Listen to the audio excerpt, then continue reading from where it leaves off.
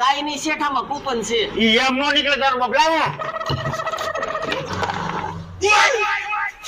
પગાર તો ઠીક પણ આ કૂપન હાથમાં નથી આવવા દેતો. એ શાળ રાખીને હમણાં વરસાદ આવી છે. ઓય જયલા આ હેલ તો બોલો ને શું કામ છે? એક કામ કરી સાંજ માં બોલે તો આઈ જા. હવે સાની ક્યાં કરો છો? દેખાતું નથી. ટ્રેક્ટર રિપેર કરું છું. તારો હગો ઘરાક હોય ત્યારે રેડી નો નાખતો.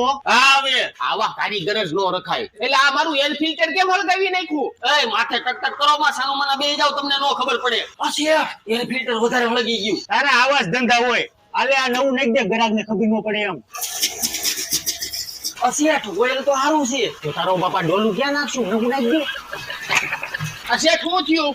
ઈ તમારે આખું કમ્પ્લીટ થઈ ગયું. આલ્યો 5000 નું બિલ થયું. એટલે આ ચાલુ કેમ નથી થતું? ઈ વરસાદનો ભેજ લાગી ગયો છે. બે દી તડકે રહે ને એટલે રેડી થઈ જાય. તારો બાપ ટ્રેક્ટર માં કે ભેજ લાગે પણ ઈ થોડે ઘરાક ને ખબર પડે છે.